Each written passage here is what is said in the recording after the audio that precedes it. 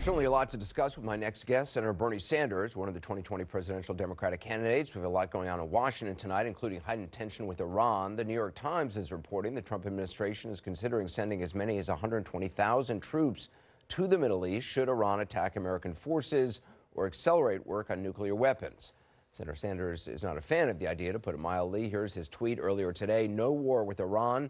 This would be an unmitigated disaster. We must stop Trump and his national security advisor, John Bolton, someone who likes endless wars."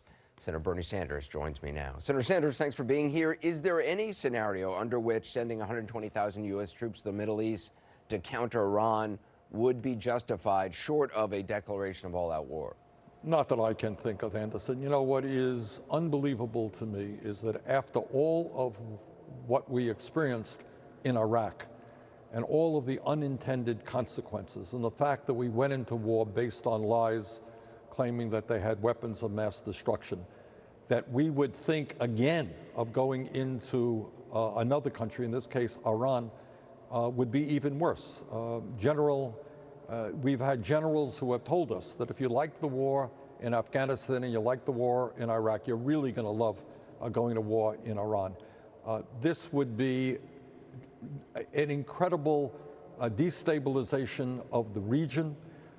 It would lead to endless wars. I mean, I think this is what perpetual warfare is about, that our kids and our grandchildren would never see a time when there would be peace. There would be asymmetrical response from Iran, from their allies all over the world. There would be bombings. There would be sniper attacks. You know, it is just unimaginable. But here is what is very interesting, is one of the great cheerleaders for the war in Iraq, who was a part of the Bush administration then, John Bolton, of course, is now the major advisor, national security advisor today for President Trump. And once again, he has learned nothing. And in fact, he is one of the few people in the world who actually believes that the war in Iraq was a good decision. So I think we have got to do everything that we can to see that we do not get involved in a war in Iran. I will do what I can in trying to get at least 51 members of the United States Senate to make it clear that going to war is not a presidential decision. The Constitution is clear. That power rests with the United States Congress, and we've got to tell the president that this makes no sense at all. The Pentagon certainly makes contingency plans all the time. Shouldn't they have plans in place in order to be able to respond at a moment's notice? Well, I don't think, this is not just the contingency plan.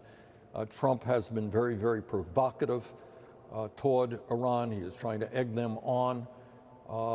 We are in a situation right now in that region where Trump loves Mohammed bin Salman, the murdering dictator of Saudi Arabia, and then we're supposed to hate Iran. Look, nobody believes that Iran is a model government. They are bad news people. They suppress democracy.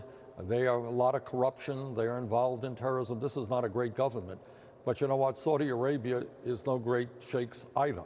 So we have picked sides, and we have gone with the dictatorship and the brutal regime in Saudi Arabia, which treats women as third-class citizens, which is now waging a terrible, terrible war in Yemen that we are part of. So what the function, in my view, of the United States government right now is to use our power and our strength to bring Saudi Arabia and Iran to the table to try to create diplomatic solutions to the problems in the area, not to get involved in a horrible war which will be never-ending, cost us hundreds of billions of dollars in human life, destabilize the region. Makes no sense to me at all. James Clapper, the former director of national intelligence, said this morning that if the U.S. presence in the region is bolstered, it could heighten the probability, even for an inadvertent encounter between Iranian and U.S. forces, almost an accidental slide into war. Well, you know, let's remember, the answer is, yeah, that can happen. When tension gets high, stupid things happen, and you have a president who might be trigger happy here, or Bolton might be trigger happy, we're off and running. And, you know, what a lesson that we should have learned a long time ago is the unintended consequences of war. And that is, you think something's going to happen, but the result is very, very different. You know, going into Iraq, that was going to be a very, very quick war. We'd go in, establish democracy, we'd get out, and everybody would live happily ever after. not exactly what happened. You know, I used to be the chairman of the Senate Veterans Committee, and I have talked to so many veterans whose lives were changed for the worse with PTSD, amputations, and other problems as a result of that war. So we should have learned the lesson of Iraq, and apparently at least John Bolton has not. President Rouhani's advisors tweeted at the president today, and you mentioned Bolton. The tweet said, "You wanted a better deal with Iran. Looks like you're going to get a war instead. That's what happens when you listen to the mustache." I think it's an apparent reference to John Bolton. Is this largely about Bolton's influence on the president, do you think? You know, who knows? But I think it is. This is a guy who, you know, sad to say, again, he thinks he was one of the architects, along with Dick Cheney, of the war in Iraq. I believe if you speak to him today, he will tell you that was the right decision, and that has been his history. This is, I hesitate to use the word, a guy who likes war, and apparently hasn't learned the lessons that he should have learned. If you can, Senator, I'd just ask you to stick around. I need to take a quick break, but I want to talk to you about the trade war that we've entered into China and where you see it heading. We'll be right back. Good. Back now with Senator Bernie Sanders. I want to start with the tariff fight with China, something the president today called a, quote, little squabble, unquote. Senator Sanders, this is maybe where you come closest to agreeing with President Trump. It's on trade policy. You've talked about support for tariffs against China. I know you've said you disagree with how the president is implementing it. How should he be handling this? Well, for a start, no, I don't agree with Donald Trump in terms of his trade policy. I think historically our trade policies have been a disaster for American workers. The Permanent Normal Trade Relations trade agreement has cost us some 3 million decent paying jobs. It's part of the race to the bottom where workers today are working longer hours for low wages because companies have threatened to shut down in America and move abroad.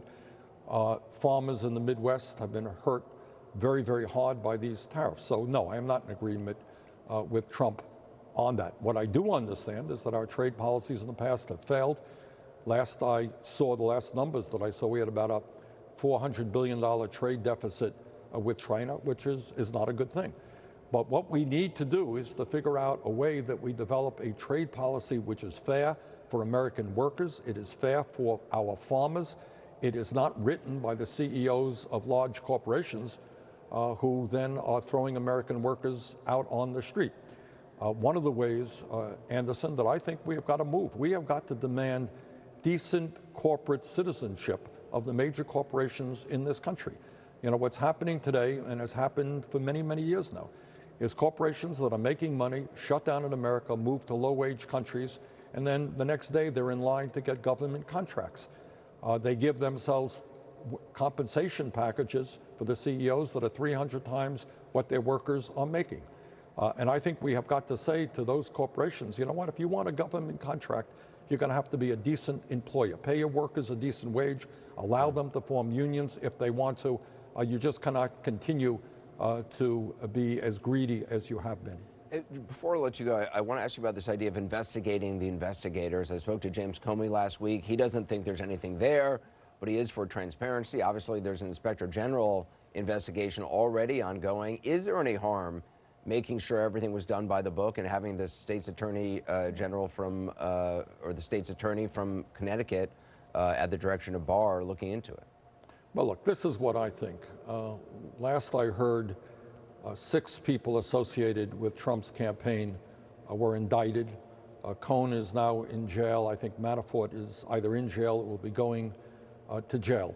And I think, as Trump does all of the time, he tries to divert attention from the realities and the problems that are associated with the White House, or in fact, his campaign.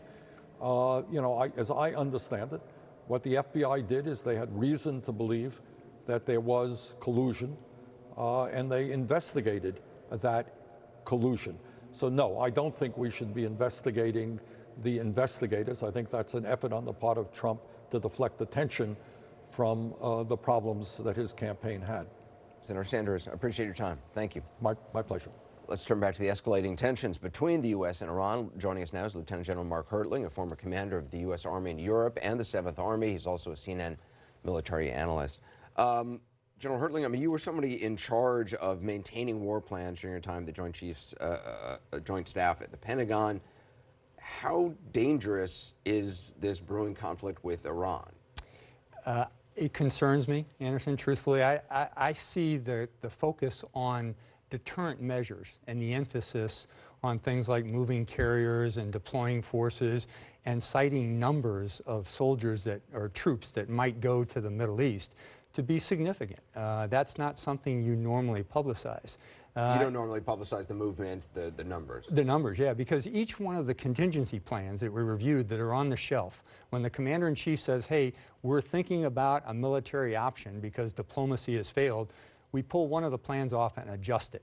When you're just saying we're going to send 122,000 or 120,000 forces somewhere, it means you probably have an end state in mind, and I'm not sure that's the case, because as we throw these numbers around, the thing we haven't heard is what's the strategy and what are we trying to do? That's what the important mission part. actually is. Right, right. And if you don't have a mission, it doesn't matter how many troops you have.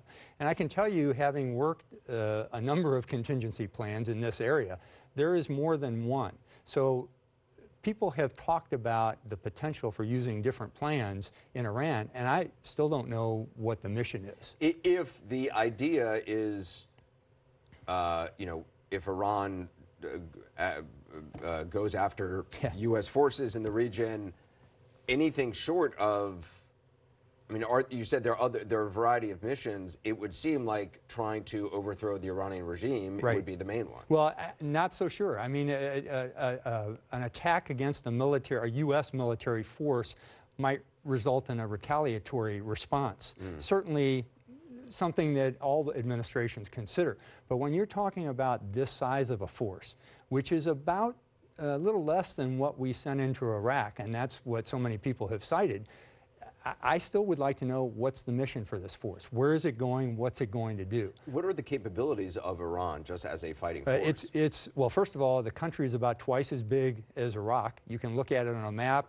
Anyone that's studied the terrain and the culture know it's much more complex than Iraq. It has a substantive military force, both Army, Navy, and Air Force, and missile defense. So it wouldn't be the same kind of force that we went up against in 2003 in Iraq, or certainly not the same kind you saw in Afghanistan.